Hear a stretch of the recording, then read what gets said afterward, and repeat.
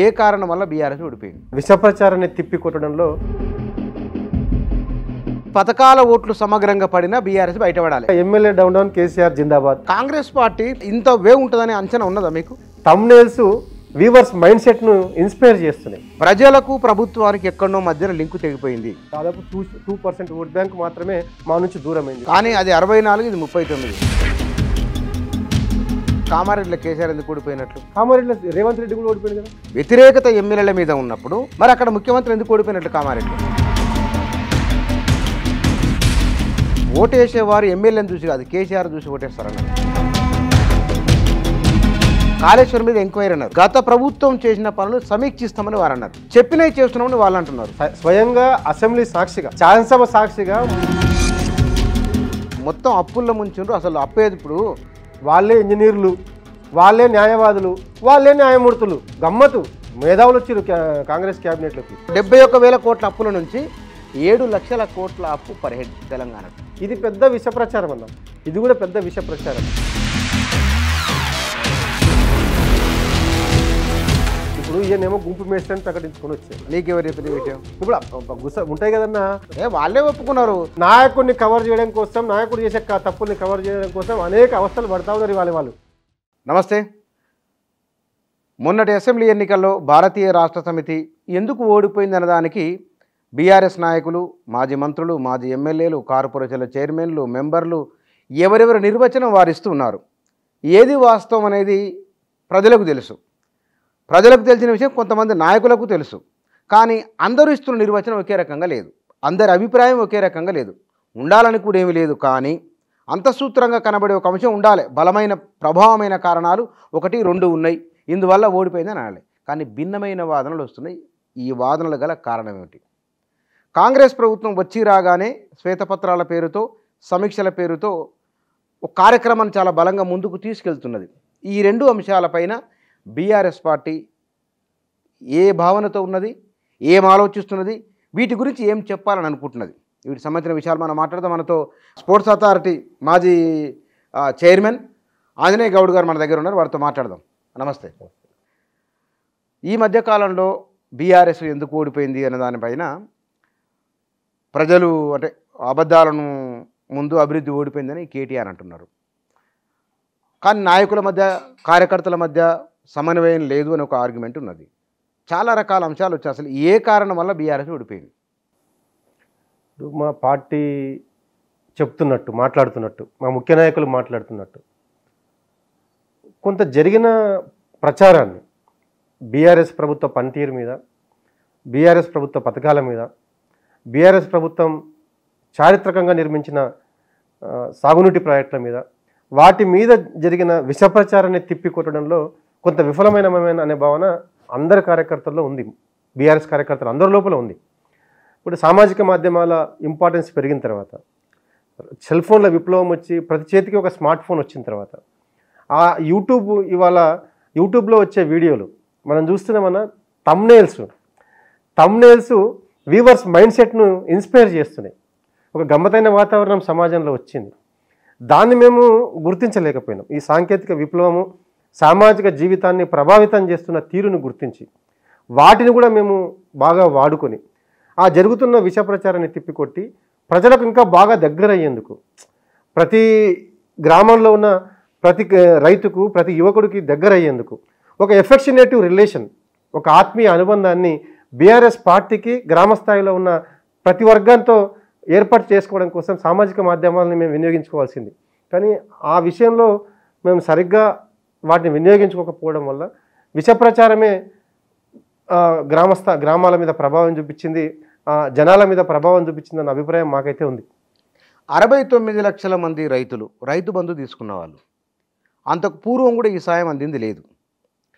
రైతు బంధు వలన ఎకరం, అరెకరం ఉన్న సన్న చిన్నకారు రైతులకు ఓ రకంగా చెప్పాలంటే అది ఒక సెల్ఫ్ రెస్పెక్ట్ కూడా. అప్పు కోసం పోయి అడుకోకుండా ఇచ్చేది. అలాంటి వారు కూడా రూరల్ తెలంగాణ ఓటు వేయలేదు. పెన్షన్దారులు కూడా ఓట్లు పడలేదని షాదీ ముబారక్, కళ్యాణ లక్ష్మి, ఈ పథకాల ఓట్లు సమగ్రంగా పడినా బీఆర్ఎస్ బయటపడాలి. ఇది బీఆర్ఎస్కు అంచనా. మరి వాళ్ళు ఎందుకు వేయలేదు? ఇప్పుడు రకరకాల కారణాలు చాలా. ఇప్పుడు మా పార్టీలో చెప్తున్నట్టు మీ అందరు కూడా గమనించే ఉంటారు. కార్యకర్తలు కూడా చెప్తా ఉన్నారు, రివ్యూలలో సమీక్షలలో ఓపెన్గా చెప్తా ఉన్నారు, అరే మేము మా ఎమ్మెల్యే పట్ల కొంత భిన్నాభిప్రాయంతో ఉన్నాం, కానీ మా ఎమ్మెల్యే ఓడిపోతే ఏమవుతుంది, కేసీఆర్ సీఎం అవుతాడు కదా. ప్రతి నియోజకవర్గంలో ప్రధానంగా ఎమ్మెల్యే డౌన్ కేసీఆర్ జిందాబాద్ ఈ ఈ ఈ నినాదం, ఈ భావన ఉండింది. అయితే ఎమ్మెల్యే ఓడిపోతే అల్టిమేట్గా ప్రభుత్వానికి కూడా ఇబ్బంది అవుతుంది అనే స్పృహను బీఆర్ఎస్ కార్యకర్తలు కూడా కోల్పోయినారు. కాబట్టి సహజంగా ఒక 10 ఏళ్ళు అందుబాటులో ఎమ్మెల్యే ఉన్నప్పుడు, గతంలోనే ఎమ్మెల్యేలేమో గత ప్రభుత్వాల్లో కాంగ్రెస్ ప్రభుత్వంలోనూ టీడీపీ ప్రభుత్వంలో ఎమ్మెల్యేలేమో ఎక్కువ పట్టణ ప్రాంతాల్లో ఉండేవాళ్ళు, అమాసకు పుణ్యానికి వచ్చి ఒక హీరో వర్షిప్ మెయింటైన్ చేసేవాళ్ళు. మెరుపు తీగలాగా అట్లా వచ్చి అన్నొస్తాడని ఎదురుచూపు ఉండేది. వాళ్ళ నెగిటివ్, వాళ్ళ లోపల ఏదైనా లోపాలు ఉంటే ప్రజలకు అర్థం కాకపోయేది, అప్పుడప్పుడు వచ్చి కనిపించిపోయేటోళ్ళు. కానీ బీఆర్ఎస్ ఎమ్మెల్యేలు ఏంది, నిత్యం ప్రజల మధ్య ఉన్నారు, ఆ నియోజకవర్గాల్లోనే ఉన్నారు. ఆ నియోజకవర్గాల్లో ఉన్నప్పుడు అందరి పనులు చేసి పెట్టడం సాధ్యం కాదు, అందరికీ నచ్చినట్లు ఉండడం కూడా సాధ్యం కాదు. కానీ 10 ఏళ్లలో వీళ్ళ లోపల ఉన్న చిన్న చిన్న లోపాలు ఏవైతే ఉన్నాయో, లేకపోతే వీళ్ళ మీద జరిగిన విష ప్రచారం ఏదైతే ఉందో, ఇది బాగా ప్రజల్లో వ్యాప్తి చెందింది. దీన్ని అడ్డుకోవడంలో, దీన్ని నివారించడంలో, దాన్ని తిప్పికొట్టడంలో మేము విఫలమైనాం. అనేక ఆరోపణలు వచ్చినాయి ఎమ్మెల్యేల మీద. అయితే ప్రభుత్వం కూడా ఆ ఎమ్మెల్యేల మీద వచ్చిన ఆరోపణలు నిజమైతే దాని మీద ఒక లోతైన పరిశీలన జరిపి, నిజంగా అట్లాంటి ఎమ్మెల్యేల మీద వచ్చిన ఆరోపణలు నిజమైతే వాళ్ళని పక్కకు పెట్టి ఉండాల్సింది.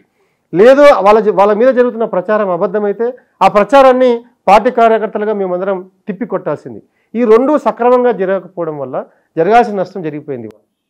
కానీ కాంగ్రెస్ పార్టీ ఇంత వే ఉంటుందని అంచనా ఉన్నదా మీకు? పార్టీలో చర్చ జరిగిందా? అప్పటికే ఓ వాతావరణం వచ్చింది, ఏదో కాంగ్రెస్ పర్సెప్షన్ వచ్చింది, కాంగ్రెస్ పార్టీ పట్ల చర్చ స్టార్ట్ అయింది అన్న. ఇప్పుడు జనరల్గా అనేక రకాల సంక్షేమ పథకాలు పెట్టిన తర్వాత 450కి పైగా సంక్షేమ పథకాలు, కళ్యాణ్ లక్ష్మి, షాదీ ముబారక్, 450కి పైగా సంక్షేమ పథకాలు. ఈ దేశంలో ఏ రాష్ట్ర ప్రభుత్వం కూడా ఇన్ని సంక్షేమ పథకాలను అమలు చేయలేదు. అన్నీ ఉన్నాయా? 450కి పైగా. కేసీఆర్ కిట్టు, కళ్యాణ్ లక్ష్మి, షాదీ ముబారక్, 1000కి పైగా గురుకులాలు, ఇట్లా చెప్పుకుంటూ పోతే ఎన్నో సంక్షేమ పథకాలను పెట్టిన తర్వాత ఇట్లాంటి ప్రజా తీర్పు వస్తుందని చెప్పి ఎవరు కూడా ఊహించరు, ఏ పార్టీ కూడా అనుకోదు. బ్రహ్మాండంగా ప్రజలకు కావాల్సిన సంక్షేమ పథకాలన్నీ అమలు చేస్తున్నాం. తెలంగాణ ఎక్కడో ఉన్న తెలంగాణను, దుఃఖంలో ఉన్న తెలంగాణను, కష్టంలో ఉన్న తెలంగాణను, అవస్థల్లో ఉన్న తెలంగాణను అభివృద్ధికి తలమానికంగా తీర్చిదిద్దినాం. కాబట్టి ప్రజలు ధర్మం వైపు నిలబడతారు, న్యాయాన్ని గెలిపిస్తారనే ఏ రాజకీయ పార్టీ అని అనుకుంటే అట్లనే బీఆర్ఎస్ నాయకులం అందరం కూడా అనుకున్నాం. కానీ క్షేత్రస్థాయిలో జరుగుతున్న ఈ ప్రచారాన్ని, సునీల్ కొనుగోలు అండ్ టీం చేస్తున్న ప్రచారాన్ని, ఈ యూట్యూబ్ ఛానళ్ళను కానీ లేకపోతే సామాజిక మాధ్యమాలను కానీ వినియోగించుకొని చేస్తున్న విస్తృతమైన విష ప్రచారాన్ని నిలువరించడంలో మేము వైఫల్యం చెందినాం. దాన్ని మేము కనిపెట్టి ఉండాల్సింది, గుర్తించాల్సింది. జరుగుతున్న డ్యామేజీని, చేస్తున్న డ్యామేజీని, ప్రచారాన్ని మేము గుర్తించి గమనించి దానికి విరుగుడు మేము కూడా కనిపెట్టాల్సింది. కానీ మేము అట్లా చేసుకోలేకపోయినాం. దానివల్ల ఇవాళ రాష్ట్రం ఇబ్బందుల్లో పడింది, బీఆర్ఎస్ పార్టీ అధికారం కోల్పోయింది. కానీ మీరు అన్నీ మాట్లాడుతున్నారు, కానీ ప్రజలకు ప్రభుత్వానికి ఎక్కడో మధ్యన లింకు తెగిపోయింది. 2014లో అదే ప్రజలు ఓన్ చేసుకున్నారు, 2018లో అదే ప్రజలు ఓన్ చేసుకున్నారు, 14లో ఎత్తున్నారు, 18లో మీరు అట్లే ఉన్నారు. కానీ ఎక్కడ మార్పు వచ్చింది? అది ఎందుకు చెప్పట్లేదు? ఎటొచ్చి వాళ్ళు తప్పు చెప్పారు, వీళ్ళు తప్పు చెప్పిన అంటారు తప్ప అసలు మీ తప్పు ఏమిటో బీఆర్ఎస్లో ఇది ఈ ప్రశ్న మీకే కాదు, మొత్తం పార్టీలో ఉన్న పెద్ద నాయకులందరికీ కూడా ఇది తప్పంత అటువైపోయింది అంటారు. కానీ ఇటువైపున జరిగిన పొరపాటు ఏమిటి ప్రజలకు తెలుస్తుంది కదా. ఇంటి పార్టీ అని సొంతమని ఓన్ చేసుకున్న ప్రజలు, ఊర్లలో టీఆర్ఎస్ నాయకుడు లేకున్నా జనం ఓట్లు వేసిండ్రు, ప్రచారం చేయకుండా ఓట్లు వేసిండ్రు. అసలు కార్యకర్తలు లేకుండా నిలబడిన ఏకైక పార్టీ, గెలిచిన ఏకైక పార్టీ బీఆర్ఎస్ఏ. అంటే రాష్ట్ర వ్యాప్తంగా ప్రతి గ్రామంలో లేరు అప్పుడు. మరి అంత పెద్ద సానుభూతి, అంత పెద్ద ప్రేమ, అభిమానం ఉన్న పార్టీ ఎందుకు దూరమైంది? నమ్ముతారా ప్రచారాన్ని? ఇప్పుడు ఏమైపోయిందని అంటే బీఆర్ఎస్ పార్టీ మీద తెలంగాణ రాష్ట్ర ప్రజలు మేము హక్కుదారులమనే ఫీలింగ్ వాళ్ళకు ఉండేది. అవును, ఈ బీఆర్ఎస్ పార్టీ మాది, మా ఇంటి పార్టీ, మా కుటుంబ పార్టీ 100% ఉన్నది. ఒక అనుబంధాన్ని, ఆత్మీయ అనుబంధం, ఆత్మీయత, తల్లికి కొడుకుండే ఆత్మీయతను తెలంగాణ రాష్ట్ర ప్రజలు కోరుకున్నారు. అయితే ఆ ఆత్మీయతను 10 ఏళ్ల పాటు కొనసాగించడంలో మా వైపు నుంచి కొంత ఎమరపాటుగా ఉన్నామేమో అనే ఫీలింగ్ ఉంది నాకైతే వ్యక్తిగతంగా. వాళ్ళు ఏం కోరుకుంటున్నారు? వాళ్ళు ఒక ఎఫెక్షనేటివ్ రిలేషన్ కోరుకుంటున్నారు. సంక్షేమ పథకాలు, అభివృద్ధితో పాటు ఇది మా పార్టీ కదా, మా కుటుంబ పార్టీ కదా, వీళ్ళంతా మా నాయకులు కదా, మేము తయారు చేసుకున్న నాయకులు కదా, తెలంగాణ రాష్ట్రానికి అవసరమని ఈ తెలంగాణ రాష్ట్రం కోసం, తెలంగాణ రాష్ట్రం బాగుండడం కోసం మేము తయారు చేసుకున్న పార్టీ ఇది, మేము ప్రేమించిన పార్టీ ఇది, ప్రేమించి ఎదిగించిన పార్టీ ఇది, కాబట్టి నిత్యం వీళ్ళు మాతో ప్రేమగా ఉండాలని చెప్పి తెలంగాణ రాష్ట్ర ప్రజలు కోరుకున్నారు. కానీ దిగువ శ్రేణి నాయకులు కానీ, శాసనసభ్యులు కానీ, కార్పొరేషన్ చైర్మన్లుగా మేము కానీ వాళ్ళ ఎమోషన్ను, వాళ్ళ ఫీలింగ్ను మేము సరిగ్గా అర్థం చేసుకోలేకపోయినామేమో, వాళ్ళతో ఇంకా ఉండాల్సినంత మంచిగా ఉండలేకపోయినామేమో, ఎక్కడో వాళ్ళ మనసును నొప్పించినామేమో, వాళ్ళ మనసు నొచ్చుకున్నది కాబట్టి ఇవాళ కొంత మా పట్ల వాళ్ళు గ్యాప్ పెంచుకున్నారు. ఆ ప్రభావంతోనే పెద్దగా గ్యాప్ ఏం లేదు కదన్నా, ఒక 1.8 ఓట్ బ్యాంక్ మాత్రమే ఈ రాష్ట్రంలో, అంటే దాదాపు 2% ఓట్ బ్యాంక్ మాత్రమే మా నుంచి దూరమే కాంగ్రెస్కి యాడ్ కావడం వల్ల ఇవాళ వాళ్ళు అధికారంలోకి వచ్చినారు. పూర్తిగా మమ్మల్ని, కానీ అది 64, ఇది 39, దాదాపు 18 సీట్లకు పైగా 5,000 లోపు తేడాతో ఓడిపోయినాం. మేము బాగా దగ్గరకు వచ్చి ఓడిపోయినాం. 18 సీట్లకు పైగా కొద్దిగా మార్పులు చేర్పులు చేసుకొని ఉంటే, జరుగుతున్న ప్రచారాన్ని తిప్పికొట్టి ఉంటే, ఒకవేళ ఆరోపణలు వచ్చిన ఎమ్మెల్యేలని పక్కకు పెట్టి ఉంటే, లేదా ఎమ్మెల్యేల మీద వచ్చిన ఆరోపణలే అయితే నిజాలు కాకపోతే ఆరోపణలను తిప్పికొట్టి ఉంటే, సమర్థవంతంగా తిప్పికొట్టి ఉంటే ఇవాళ రిజల్ట్ మరో విధంగా ఉండేది. మరి కామారెడ్డిలో కేసీఆర్ ఎందుకు ఓడిపోయినట్లు? కామారెడ్డిలో రేవంత్ రెడ్డి కూడా ఓడిపోయింది కదా. కామారెడ్డిలో రేవంత్ రెడ్డిని ఏమైనా ఆదరించినా? లిస్టు లేడు. రేవంత్ రెడ్డి గారు లిస్టు కాదు, ఆయన ముఖ్యమంత్రి కాదు.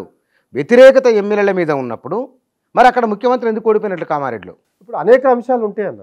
ఒక ఎమ్మెల్యేల మీద వ్యతిరేకత మాత్రమే కాదు ఓటమికి, ఒక ఎమ్మెల్యేల మీద వ్యతిరేకత ఒకటే కారణం కాదు కదన్న. మీరు కూడా సీనియర్ జర్నలిస్టు. ఎమ్మెల్యేలు ఎంచుకున్న టీం ఒకటి ఉంటుంది, ఆ మండల స్థాయి నాయకులు, ఆయన అంచెరగణము, ముఖ్య నాయకులు ఉంటారు. వాళ్ళ ప్రవర్తన, వాళ్ళ వ్యవహార శైలి, ప్రజలతో వాళ్ళు ఉండే విధానం, ద్వితీయ శ్రేణి నాయకులు ఉండే విధానం కూడా ఎఫెక్ట్ చూపిస్తుంది నాయకుడి మీద. ఒక నాయకుడే సమర్థుడైతే, నాయకుడే మంచోడైతే కాదు, నాయకుడు ఎంచుకున్న టీం, ఆ టీం చేసే పొరపాట్ల ప్రభావం కూడా నాయకుడి మీద పడుతుంది. దానికి అల్టిమేట్గా నాయకుడు బాధ్యుడవుతాడు.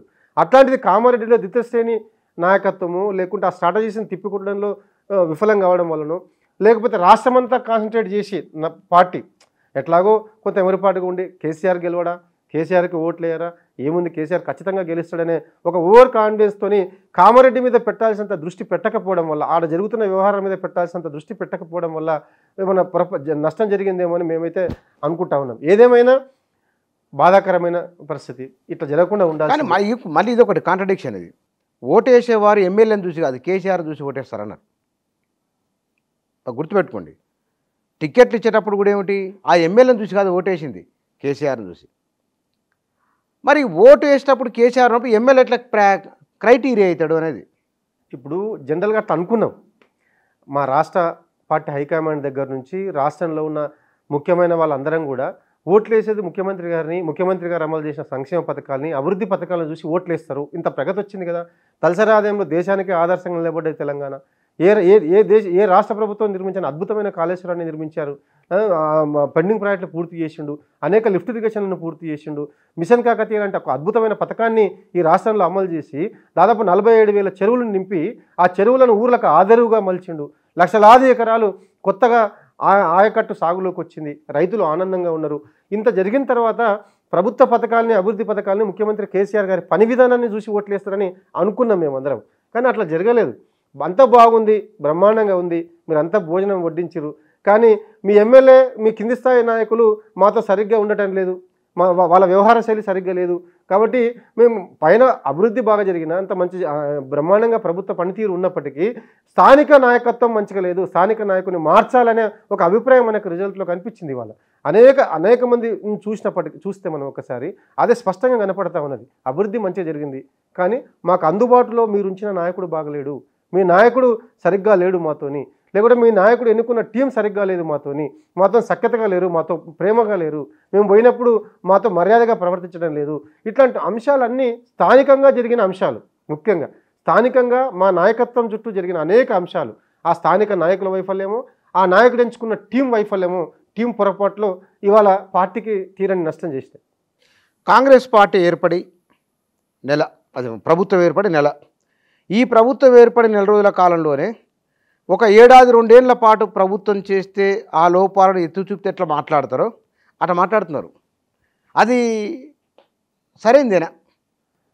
అన్న, ఏ ప్రభుత్వమైనా వాస్తవానికి కొత్త ప్రభుత్వానికి సమయం ఇవ్వాలి, కొంత వెసులుబాటు ఇవ్వాలనే విచక్షణ జ్ఞానం బీఆర్ఎస్ పార్టీలో ఉన్న మా నాయకులందరికీ, మా అందరికి కూడా ఉంది. కానీ ఎప్పుడు ఆ వెసులుబాటుని ఇస్తాం మనం?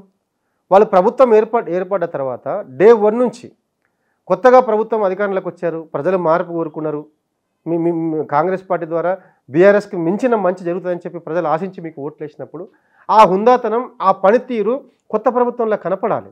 ఆ దిశగా వాళ్ళు అడుగులు పడాలి. నెల రోజులక 30 రోజుల సమయం అన్నది చిన్న సమయం కాదు. 30 రోజుల సమయం. ఆ 34 వారాల్లో 30 రోజుల్లో కనీసం వాళ్ళ అడుగులు ఎటువైపు పడుతున్నాయి?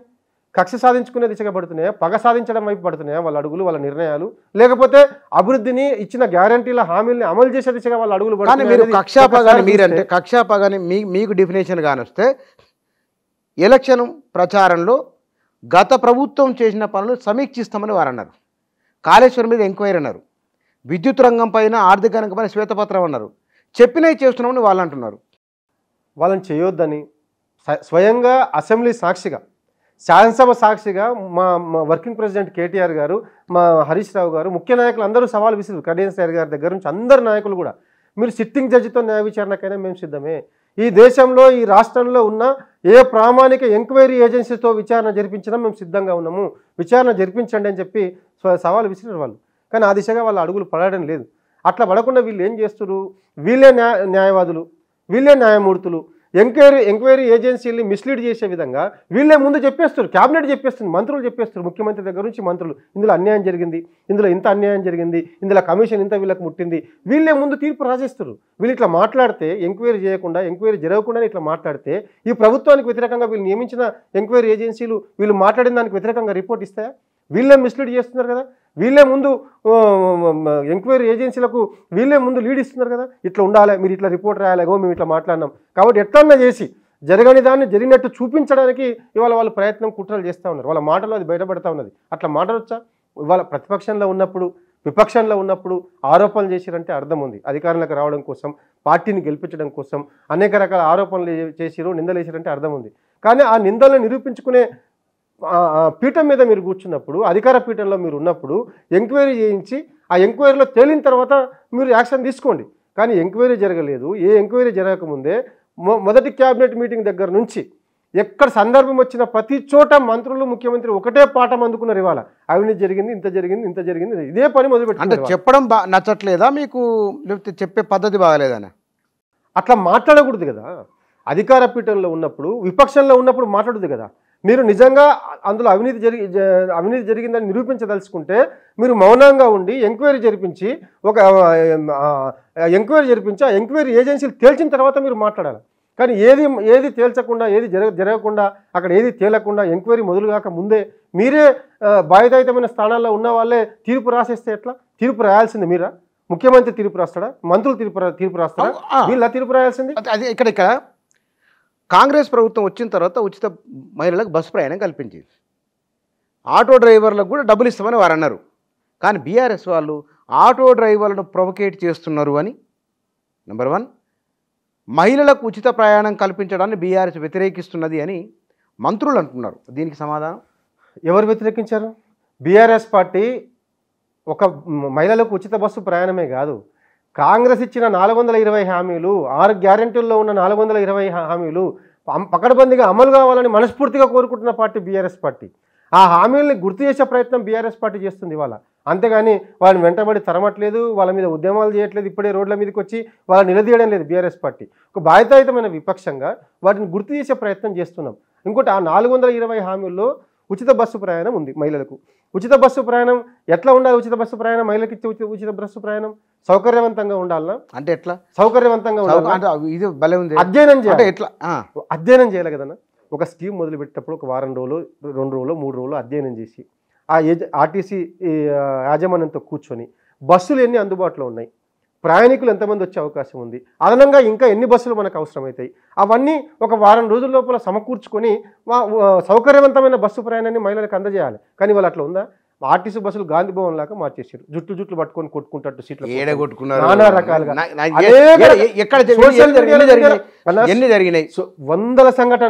వందల సంఘటనలు వాళ్ళ బస్సులలో జరుగుతూ ఉన్నాయి. మంచిగున్న ఆడోళ్ళు కూడా బస్సు ఎక్కి కొట్టుకొని వచ్చి మాటలు బంద్ చేసుకుంటున్నారు, కొట్లాడుకుంటున్నారు ఊళ్ళ లేడీస్. బస్సులు లేవు, బస్సు మాట్లాడుకుంటే మంచిగా బస్సు ఎక్కుతారు. బస్సు ఎక్కిన తర్వాత సీట్ల కోసం పంచాయతీ పెట్టుకొని జుట్లు పట్టుకొని కొట్లాడుకొని మాటలు బంద్ అవుతున్నాయి. ఇవాళ ఆడోళ్ళ మధ్య చిచ్చు పెట్టిరు బస్సు ప్రయాణం. అంటే మీ ఉద్దేశము మీరు చేయలేని పథకం ఒకటి చేసి ప్రజల్లో ఒక పాపులారిటీ తెచ్చుకున్నది కాబట్టి అన్పాపులర్ చేసే ప్రయత్నం ఇది. మామూలుగా అక్కడ ఇక్కడ ఒకటి రెండు జరిగింటాయి అన్న, ఒకటి రెండు సోషల్ మీడియాలో ఒకదాన్ని 100 సార్లు ఒకటి రెండు కాదన్న, 100 సంఘటనలు ఇవాళ ఆర్టీసీ బస్సులలో అహాకారాలు ఉన్నాయి, ఆర్తనాదాలు ఉన్నాయి, గొడవలు అవుతున్నాయి, తన్నులాట ఉంది, గాంధీభవన్ లాగా మారిపోయినాయి ఆర్టీసీ బస్సులు. మీరు కూడా ఒకసారి మైక్ టీవీ ద్వారా కెమెరాలు పట్టుకొని పోయి చూడండి. చాలా గందరగోళమైన పరిస్థితి. కండక్టర్లు కన్నీరు పెడుతున్నారు, డ్రైవర్లు కన్నీరు పెడుతున్నారు, బస్ ఆపి ఏడుస్తున్నారు కండక్టర్లు డ్రైవర్లు కూడా. ఏం కరం వచ్చిందా నాయన, ఏంది పరిస్థితి అని చెప్పి. అదే మీరు అమలు చేయండి, బ్రహ్మాండంగా అమలు చేయండి. మహిళలకు ఉచిత బస్సు ప్రయాణం అమలు చేయండి. కానీ బస్సులు ఎక్కువ పెట్టండి, సౌకర్యవంతంగా వాళ్ళ ప్రయాణం ఆనందంగా సౌకర్యవంతంగా ఉండేటట్టు ఏర్పాట్లు చేయండి.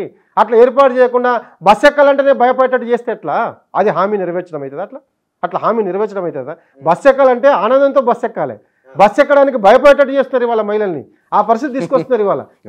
బీఆర్ఎస్ పార్టీ ఎవరు భయపడుతున్నారు? మహిళలు బెంబేలు ఎత్తిపోతున్నారు. భయం కాదు. ఎందుకు?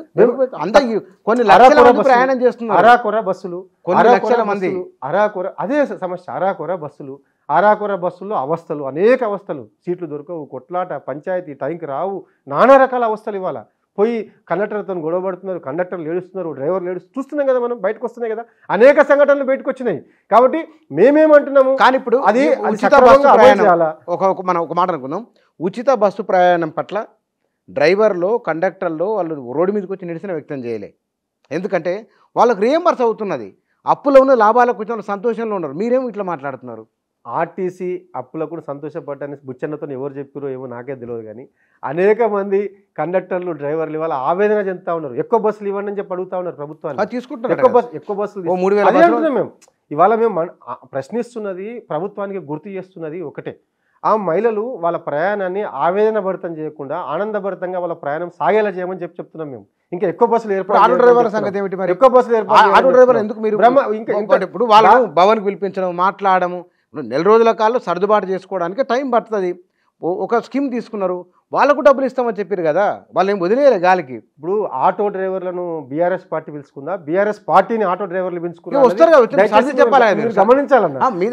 మీరు senior journalist. BRS party auto డ్రైవర్లను పిలుచుకుందా, ఆటో డ్రైవర్లు బీఆర్ఎస్ పార్టీని మాకు అండగా రమ్మని చెప్పి అడిగింది. సార్ ఎట్లా అనేక రకాలుగా ఆటో డ్రైవర్లు అనేక నియోజకవర్గ కేంద్రాల్లో, అనేక జిల్లా కేంద్రాల్లో రోడ్డు మీదకి వచ్చి పెద్ద పెద్ద ర్యాలీలు తీసిన తర్వాత, ర్యాలీలు తీసి బీఆర్ఎస్ పార్టీ దగ్గరకు వచ్చి బీఆర్ఎస్ పార్టీ నాయకులను మా ఉద్యమానికి సంఘీభావం తెలపండి, మా జీవితాలు రోడ్డు మీదకి వచ్చినాయి, ఈ ఆటో మీద ఆధారపడే మా కుటుంబాలు బతుకుతా ఉన్నాయి, భార్య పిల్లలు, మా పిల్లల చదువులు, మా ఈఎంఐలు, మేము తినే 3 పూటలు తినే అన్నం ముద్ద ఈ ఆటో మీద ఆధారపడి ఉంది. కానీ ఇవాళ రేవంత్ రెడ్డి ప్రభుత్వం మా ఆటోని చంపేస్తా ఉన్నది, మా ఆటోల్ని ఇవాళ రోడ్డు మీద పడేసిరని చెప్పి వాళ్ళు మా బతుకుని రోడ్డు మీద పడేసిరు, మాకు మద్దతుగా రమ్మని చెప్పి ఆటో డ్రైవర్ల యూనియన్లు, ఆటో డ్రైవర్లు బీఆర్ఎస్ పార్టీ ఆటో డ్రైవర్లకు సంఘీభావంగా పోయి వాళ్ళకి న్యాయం చేయమని అడుగుతా ఉన్నది ఇవాళ. అంతేగాని బీఆర్ఎస్ పార్టీ ఆటో డ్రైవర్లకు మద్దతు ఇచ్చినంత మాత్రాన మహిళలకు ఉచిత బస్సు ప్రయాణం. ఇప్పుడు ఇక్కడ బాగుంది అన్నప్పుడు ఇటువైపు 2 ఆర్గ్యుమెంట్లు చర్చ జరిగినప్పుడు ఇక్కడ బాగాలేని అర్థం కదా. అంటే ఒకరికి న్యాయం చేసి ఇంకొకరు కడుపు కొట్టడం పద్ధతి కాదు కదా. డబ్బులు న్యాయం జరగాలి. డబ్బులు ఇస్తామన్నారు, వాళ్ళ ఇవ్వండి, వాళ్ళని మెప్పించండి, ఆటో డ్రైవర్ని మెప్పించండి, ఆటో డ్రైవర్లు రోడ్డు మీదకి రాకుండా చూసుకోండి, ఆటో డ్రైవర్లు బీఆర్ఎస్ పార్టీ దగ్గరకు వచ్చి అడగకుండా కన్విన్స్ చేసుకోండి కాంగ్రెస్ పార్టీ వాళ్ళు. ఆటో డ్రైవర్లు రోడ్డు మీదకి రాకపోతే, ఆటో డ్రైవర్లు ఉద్యమించకపోతే వాళ్ళకు మద్దతు తెలిపే అవసరం బీఆర్ఎస్ పార్టీకి రాదు కదా. ఈ రాష్ట్రంలో ఏ వర్గము రోడ్డు మీదకి వచ్చినా, ఏ వ్యక్తి మాకు సమస్య ఉందని రోడ్డు మీదకి వచ్చినా ఆ వర్గానికి అండగా నిలబడే బాధ్యత విపక్షంగా బీఆర్ఎస్ పార్టీ మీద ఉంటుంది. ఆ రోజు మీరు పట్టించుకోవాలని కాంగ్రెస్ పట్టించుకున్నది.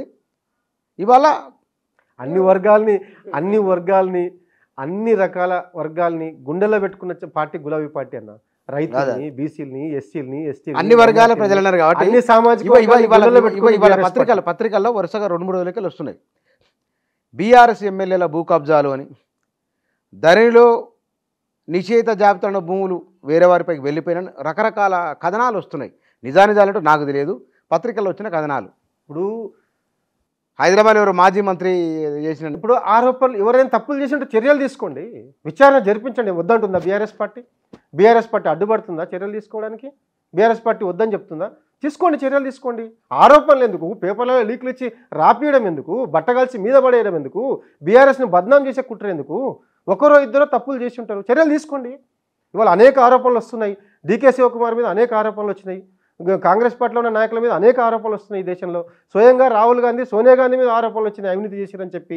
ప్రియాంక గాంధీ భర్త రాబర్ట్ వాద్రా మీద అనేక ఆరోపణలు వచ్చినాయి. ఇవాళ ఆరోపణలు వచ్చినంత దాదాపు మన రాష్ట్రంలోనూ బయట అందరు చాలా మంది మీద వస్తున్నారు. అంతే కదన్నా, ఆరోపణలు వచ్చినంత మాత్రాన, పేపర్లలో రాపించినంత మాత్రాన అవి నిజాలు అయిపోవు కదా. నిజంగా అవి నిజాలైతే ఎవరు తేల్చాలి అవి నిజాలని? ఎంక్వైరీ ఏజెన్సీలు తేల్చాలి. మీరు ఎంక్వైరీ జరిపించండి, అందులో నిజమని తేలితే, తప్పులు పొరపాట్లు జరిగినాయని తేలితే చర్యలు తీసుకోండి. దాన్ని మేము వద్దాం, బీఆర్ఎస్ పార్టీ మీకు అడ్డం పడడం లేదు కదా. కానీ అట్లా చేయకుండా బ్లేమ్ గేమ్ ఆడుతూ రోజులైనా కూడా విపక్షంలో ఉండి ప్రవర్తించినట్టే ప్రవర్తిస్తూ ఇంకా బద్నాం చేస్తాం. బీఆర్ఎస్ను బద్నాం చేయడానికే మేము ప్రభుత్వంలోకి వచ్చినాం, ప్రజలకు మేలు చేయడానికి కాదు, రాష్ట్రానికి మేలు చేయడానికి కాదు. బీఆర్ఎస్ను బద్నాం చేయడం కాదు, మొత్తం అప్పుల్లో ముంచుండ్రు. అసలు అప్పేది ఇప్పుడు బడ్జెట్లో ప్రతిపాదించిన అప్పును 3 నెలల ముందే బీఆర్ఎస్ తీసేసుకున్నది. జనవరి, ఫిబ్రవరి, మార్చ్ మళ్ళీ కొత్త బడ్జెట్ వచ్చేవరకల్లా ప్రభుత్వ నిర్వహణకు సంబంధించిన ఖర్చులకు కూడా డబ్బులు లేవు, అప్పు కూడా ఉడతలేదని వాళ్ళు లబలబలు ఆడుతున్నారు. సమస్య ఎక్కడైపోయిందనంటే, ఇప్పుడు సమస్య అంతా ఇది ఇక్కడనే ఉంది. రేవంత్ రెడ్డి మంత్రిమండలి వాళ్ళే అమర్త్యసేనులు, వాళ్ళే ఇంజనీర్లు, వాళ్ళే న్యాయవాదులు, వాళ్ళే న్యాయమూర్తులు. గమ్మతు, మేధావులు వచ్చారు కాంగ్రెస్ క్యాబినెట్లోకి. అదే కదా దుర్మార్గం, దౌర్భాగ్యం. వాళ్ళే తేల్చేస్తారా? ప్రామాణిక ఏజెన్సీలు ఏం చెప్పినాయి? ఈ దేశంలో, ఈ రాష్ట్రంలో సాంకేతిక పరిజ్ఞానానికి సంబంధించి, నిర్మాణాలకు సంబంధించి కానీ, లేకపోతే అప్పులని అంటున్నారు వీళ్ళు. అప్పుల రాష్ట్రం చేసిపోయిందని చెప్పి ఆరోపణలు చేస్తూ ఉన్నారు. అది ఎవరు చెప్పాలి? అప్పుల రాష్ట్రం అని ఎవరు చెప్పాలి? ఈ దేశంలో ఉన్న ఆర్బీఐ చెప్పాలి. ఆర్బీఐ ఏం చెప్పింది? ఆర్బీఐ ఈ తెలంగాణ రాష్ట్ర ప్రభుత్వం జిఎస్డిపిలో 23.5% మాత్రమే అప్పులు చేసిన రాష్ట్రం తెలంగాణ రాష్ట్రం అని చెప్పింది. అప్పులు చెల్లింపుల విధానంలో ఆరోగ్యకరమైన నమూనాను అమలు చేసిన రాష్ట్రం తెలంగాణ రాష్ట్రం అని చెప్పింది ఆర్బీఐ. ఆర్బీఐ హ్యాండ్ బుక్ తీసి చదువుకోమని చెప్పండి. ఇవాళ ఇంకొకటి కూడా గుర్తించాలి రేవంత్ రెడ్డి, ఆయన ప్రభుత్వం, ఇవాళ రేవంత్ రెడ్డి సర్కార్ గుర్తించాల్సింది ఏంటంటే, ఆర్థికంగా అస్తవ్యస్తమైన విధానాన్ని అమలు చేసిన రాష్ట్రాలు, జిఎస్డిపిలో అప్పుల శాతం వాటా ఎక్కువైపోయి అనారోగ్యకర ఆర్థిక నమూనా అమలు చేసిన రాష్ట్రాలు, ఆర్థికంగా దివాలా తీసిన రాష్ట్రాలను ఒక జాబితా వేసింది ఆర్బీఐ. ఆ జాబితాలో తెలంగాణ రాష్ట్రం 71,000 కోట్ల అప్పుల నుంచి 7 లక్షల కోట్ల అప్పు పర్ హెడ్ తెలంగాణలో. ఇది పెద్ద విష ప్రచారం అన్న, ఇది కూడా పెద్ద విష ప్రచారం. ఇప్పుడు అప్పులు 3 రకాలుగా అప్పులు చేస్తుందన్న రాష్ట్ర ప్రభుత్వం. ఒకటి, రాష్ట్ర ప్రభుత్వం నేరుగా చేసే అప్పులు వివిధ రకాల అభివృద్ధి కార్యక్రమాల కోసం. రాష్ట్ర ప్రభుత్వము రాష్ట్రానికి సంబంధించిన జిఎస్డిపి, రాష్ట్రానికి ఉన్న వనరులు, రాష్ట్రానికి ఉన్న ట్యాక్సుల రూపంలో అన్ని చూసుకొని అప్పులు చేస్తుంది రాష్ట్ర ప్రభుత్వం. ఇంకో రకమైన అప్పులు ఉంటాయి. రాష్ట్ర కార్పొరేషన్లు అప్పులు చేస్తే ప్రభుత్వం దానికి గ్యారంటీగా ఉంటుంది. ఇంకో రకం 3 రకాల అప్పులు ఉంటాయి. ఇంకా 3వ రకం, రాష్ట్ర కార్పొరేషన్లో నేరుగా అప్పు చేస్తాయి, ప్రభుత్వ గ్యారంటీ కూడా అవసరం లేదు. ఇట్లా 3 రకాల అప్పులు ఉంటాయి. అయితే ప్రభుత్వమే నేరుగా చేసిన అప్పులు 3 లక్షల కోట్లు కూడా లేవు, 3,50,000 కోట్లు కూడా లేవు. కార్పొరేషన్లు అప్పులు చేస్తాయి. సివిల్ సప్లైస్ కార్పొరేషన్ భాషా నైపుణ్యం కార్పొరేషన్ ప్రభుత్వమే కదా హెడ్. లేదన్న, కార్పొరేషన్లకు చట్టం ద్వారా ఏర్పడిన కార్పొరేషన్లకు ప్రతి ఏటా కొన్ని కార్యకలాపాలు ఉంటాయన్న. For example civil supply corporation ఉందన్న. సివిల్ సప్లై కార్పొరేషన్ ప్రతి ఏటా ఈ రాష్ట్రంలో రైతుల నుంచి రైతులు పండించిన ధాన్యాన్ని సేకరించి ఎఫ్సిఐకి అమ్ముతుంది. ఆ సేకరించడానికి కోసం డబ్బులు ఖర్చు పెట్టడం కోసం అప్పులు చేస్తుంది. మళ్ళీ ఎఫ్సిఐకి అమ్మిన తర్వాత వచ్చిన డబ్బులు తీసుకొచ్చి రుణాలు చెల్లింపులు చేస్తుంది కార్పొరేషన్, సివిల్ సప్లై కార్పొరేషన్. ఇదొక విధానం. అట్లా ఆ సివిల్ సప్లై కార్పొరేషన్ కూడా రైతుల నుంచి ధాన్యాన్ని సేకరించడం కోసం చేసి ఆ ధాన్యాన్ని ఎఫ్సిఐకి అమ్మిన తర్వాత ఎఫ్సిఐ నుంచి వచ్చిన డబ్బుల్ని ఆ రుణాలు చెల్లిస్తుంది. ఇదొక విధానం ఉంటుంది. దానికోసం సివిల్ సప్లై కార్పొరేషన్ అప్పులు చేస్తుంది. అట్లా కార్పొరేషన్లు కూడా ఏటేటా అప్పులు చేస్తాయి, మళ్ళీ వాటిని తీర్చేసుకుంటాయి. ఇది ఒక రెగ్యులర్ ప్రాక్టీస్, ఇది రెగ్యులర్ విధానం. అంటే అవి కూడా రాష్ట్ర ప్రభుత్వం చేసిన అప్పుల్లో కలిపేస్తే ఎట్లా? అంటే వీళ్లకు రుణాలు చెల్లింపుల గురించి తెలియదు, రాష్ట్ర ఆర్థిక వ్యవస్థ మీద అవగాహన లేదు. బీఆర్ఎస్ ఒక మాట, బీఆర్ఎస్ ప్రభుత్వాన్ని ఏర్పాటు చేయడానికంటే ముందే దాంట్లో ఉన్న వాళ్ళు, మంత్రులుగా ఉన్న వాళ్ళు ఉన్నారు. అదే శ్రీధర్ బాబు, కోమటిరెడ్డి వెంకటరెడ్డి, కొండా సురేఖ, అంతకు పూర్వమే మంత్రులు వాళ్ళు. మంత్రులు కూడా మానసిక వేదనతో ఉన్నారంట. ఇప్పుడు ఈయనేమో గుంపు మేస్త్రి అని ప్రకటించుకొని వచ్చే, అడ్డగోలు స్టేట్మెంట్లు ఇస్తున్నారు రాష్ట్ర ముఖ్యమంత్రి. దాన్ని కవర్ చేయలేక మంత్రులు కూడా మానసిక వేదనతో ఉన్నారట, కాంగ్రెస్ పార్టీలో ఉన్న మంత్రులు కూడా. ఇప్పుడు ఉంటాయి కదన్నా, మాలో ఏం జరుగుతుందో వాళ్ళు మాట్లాడుతున్నట్టే, వాళ్ళ ఇంటి గుట్టు మాకెరక, మా ఇంటి గుట్టు వాళ్ళకెరక అన్నట్టు వాళ్ళలో ఏం జరుగుతుందో మాకు తెలియదా? ఇవాళ ఫర్ ఎగ్జాంపుల్ మొదటి నుంచి గమ్మత్ వేషాలు వేస్తున్నారు రాష్ట్ర ముఖ్యమంత్రి. వాళ్ళు సీనియర్ నాయకులు కాంగ్రెస్ పార్టీలో ఉన్నారు, వాళ్ళకి అది రుచించదు కదా చూస్తున్న విధానాన్ని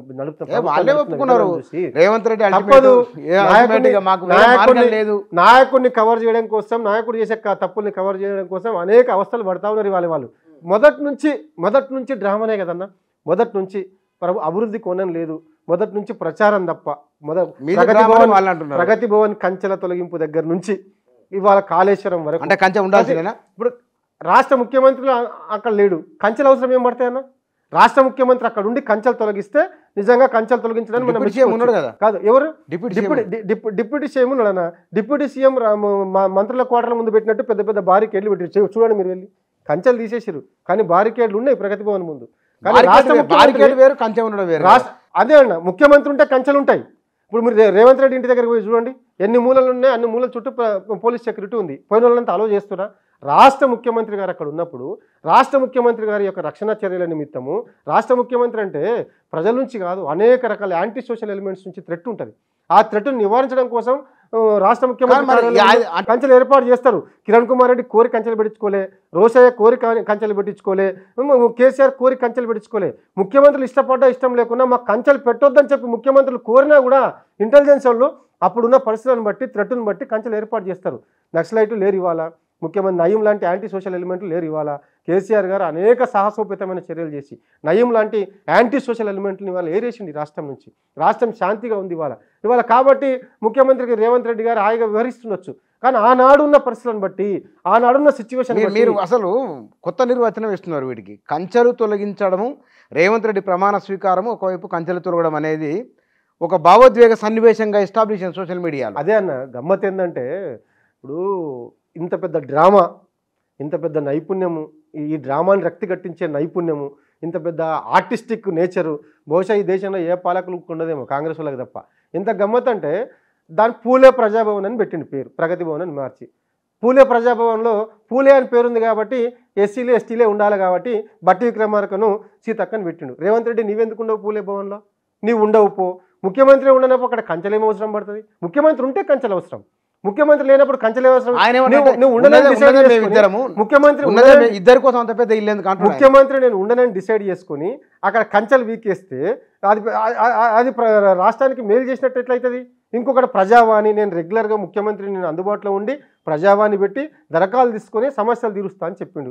ఒక్కరోజు గంట సేపు నాడు ప్రజావాణిలా. ఇప్పటిదాకా ముఖ్యమంత్రి అక్కడ లేడు. అధికార వ్యవస్థ ఉంది కదా. ఇంతకు ముందు బీఆర్ఎస్ ప్రభుత్వంలో ప్రతి కలెక్టరేట్లో ప్రతి సోమవారము ప్రజావాణి అనే కార్యక్రమం బ్రహ్మాండంగా జరుగుతున్నది. కింది స్థాయిలో మంత్రులు బొంగరంలాగా ప్రతిరోజు ప్రజల్లో ఉన్నారు. బీఆర్ఎస్ పార్టీ మంత్రులు కలెక్టరేట్లలో ఉన్నారు, ఆ ఫిర్యాదులను స్వీకరించారు, ప్రజలకు ప్రభుత్వాన్ని అందుబాటులోకి తీసుకుపోయారు. అంతగానం మళ్ళీ మీరు అదే అంతగానం తీసుకొని వస్తే మంత్రులు అంతగానం బొంగరలాగా తిరిగితే 1,25,00,000 దరఖాస్తులు ఎందుకు వచ్చినాయి? ప్రజావానికి, ప్రజాపాలనకు ఇంత స్పందన ఎందుకు వచ్చింది? కారణం ఏమిటి? ఇప్పుడు ఈ 1,25,00,000 దరఖాస్తులు ప్రతి సోమవారం అన్ని జిల్లా కలెక్టరేట్లలో జిల్లా కలెక్టర్లకు వచ్చే ఆ దరఖాస్తులు అవన్నీ కూడా.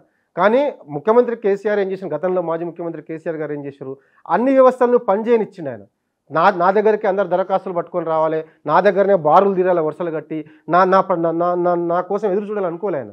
ప్రభుత్వాన్ని ప్రజలకు చేరువ చేయడం కోసం, ప్రభుత్వం ప్రజల మధ్యలోకి ప్రభుత్వాన్ని తీసుకుపోవడం కోసం, ప్రభుత్వం మెడలు వంచి ప్రజల దగ్గరికి తీసుకుపోవడం కోసమే ఈ రాష్ట్రంలో 33 కొత్త జిల్లాలను ఏర్పాటు చేసిండు. 33 జిల్లా కలెక్టరేట్లను కట్టిండి. వాళ్ళ ప్రభుత్వ యంత్రాంగాన్ని, ప్రభుత్వాన్ని ప్రజలకు దగ్గరకు తీసుకుపోయిండు, దాన్ని పనిచేయని ఇచ్చిండు వ్యవస్థల్ని. కానీ ఇప్పుడు కాంగ్రెస్ ప్రభుత్వం ఏంది, అన్ని వ్యవస్థలను పండబెట్టి కింది స్థాయిలో అన్ని వ్యవస్థలు లేకుండా దరఖాస్తులు పట్టుకొని హైదరాబాద్కి రండి మమ్మల్ని కలవండి అని చెప్పి ఒక చెడు సాంప్రదాయానికి వాళ్ళు దగ్గర 14-15 వేల గ్రామ పంచాయతీలలో ప్రజాపాలన జరిగింది.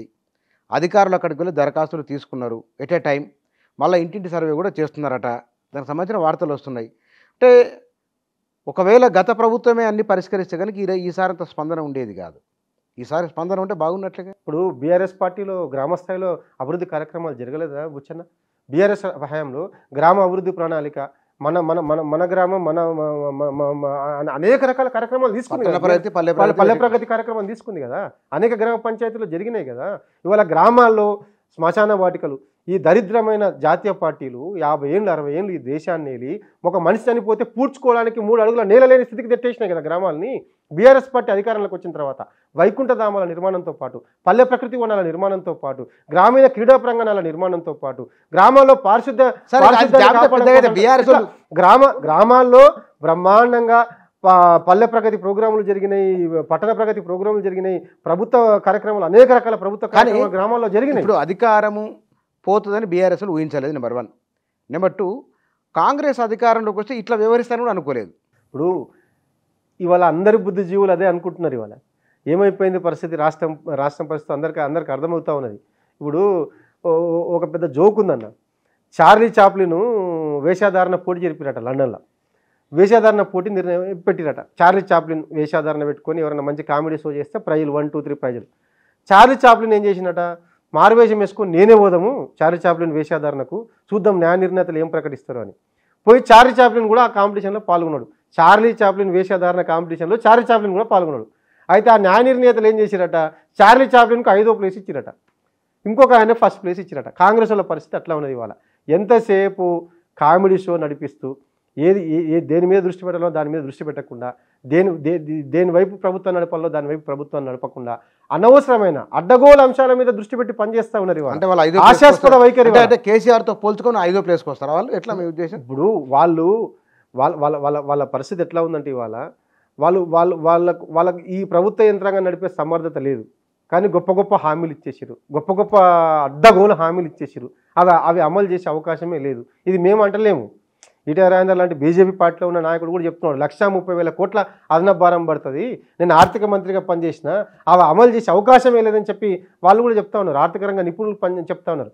దాని నుంచి తప్పించుకోవడం కోసం ఈ డ్రామా వేషాలని, కంచెల తొలగింపు కొద్ది రోజులు మీడియాలో, దాని తర్వాత కాళేశ్వరం చుట్టూ కొద్ది రోజులు మీడియాలో, దాని తర్వాత భూముల చుట్టూ కొద్ది రోజులు మీడియాలో, ధరణి చుట్టూ కొద్ది రోజులు మీడియాలో, ఇట్లా బ్లేమ్ గేమ్ను మీడియాలో ఈవెంట్లు, సిరీస్లు, సీరియల్ లాగా నడిపిస్తా ఉన్నారు కాంగ్రెస్ పార్టీ వాళ్ళు. ఎన్ని రోజులు నడిపిస్తారు?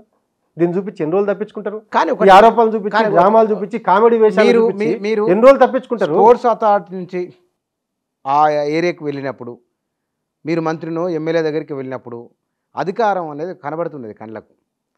ఈ నెల రోజులు ఎట్లా గడిచింది? ఫీలింగ్ ఉంటుంది కదా, ఒక భావన ఏమిటి? ఇప్పుడు అధికారం అనేది శాశ్వతమైన భ్రమలు ఎవరికి లేవు. రాష్ట్ర ముఖ్యమంత్రి కేసీఆర్ గారు నిండు సభలో చెప్పారు, నేను 1000 ఏళ్ళు బతుకున్నాను, 1000 ఏళ్ళు నేను ముఖ్యమంత్రిగా ఉండను, ప్రగతి భవన్తో పాటు ఈ నిర్మాణాలని నా కోసం కాదు భవిష్యత్ తరాల కోసం చేస్తున్నామని చెప్పి.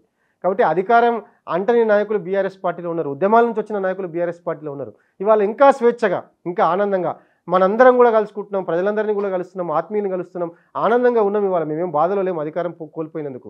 ప్రజల్లో పనిచేయడం, ప్రజా జీవితంలో ఉండడం, ప్రజల కోసం నడవడం, ప్రజల మధ్యలో ఉండడమే ఆనందం తప్ప అధికారంలో పదవిలో ఉంటే ఆనందం, పదవిలో ఉంటే మాత్రమే ఆనందం ఉండదు. పదవిలో ఉన్నా లేకున్నా ప్రజల మధ్యలో ఉంటే, ప్రజలతో కలిసి ఉంటే, అందరితో కలిసి నడిస్తే ఆనందం ఉంటుంది, దాంట్లోనే తృప్తి ఉంటుంది. అది ఎంజాయ్ చేయడంలో బీఆర్ఎస్ పార్టీ నాయకులుగా మా అందరికి కూడా అది అలవాటైన పనే. ఇవాళ ఏ ఇబ్బంది కూడా లేదు మాకు. అధికారం పోయిన తర్వాత బ్రహ్మాండంగా ఉన్నాం. ఇంకా మమ్మల్ని మేము సానబెట్టుకుంటున్నాం ప్రజల కోసం పనిచేయడానికి, తెలంగాణ రాష్ట్రం బ్రహ్మాండంగా తయారవుతున్నాం. ఇది భూమిపుత్రుల పార్టీ, తెలంగాణ భూమిపుత్రుల పార్టీ బీఆర్ఎస్. ఇది పేగుబంధం ఉన్న పార్టీ తెలంగాణ ప్రాంతంతో. కాబట్టి ఇంకా బ్రహ్మాండంగా కొత్త ఉత్సాహంతో పనిచేస్తాం. ఓడిపోయిన తర్వాత మీరు ముఖ్యమంత్రిని కలిసారు, హాస్పిటల్ నుంచి బయటకు వచ్చిన తర్వాత? హాస్పిటల్లో ముఖ్యమంత్రి గారిని కలిశాను, కేసీఆర్ గారిని కలిసాము. ఆయన యోధుడు ముఖ్యమంత్రి కేసీఆర్ గారు, మాజీ ముఖ్యమంత్రి, తెలంగాణ తొలి ముఖ్యమంత్రి కేసీఆర్ గారు ఉద్యమ యోధుడు ఆయన.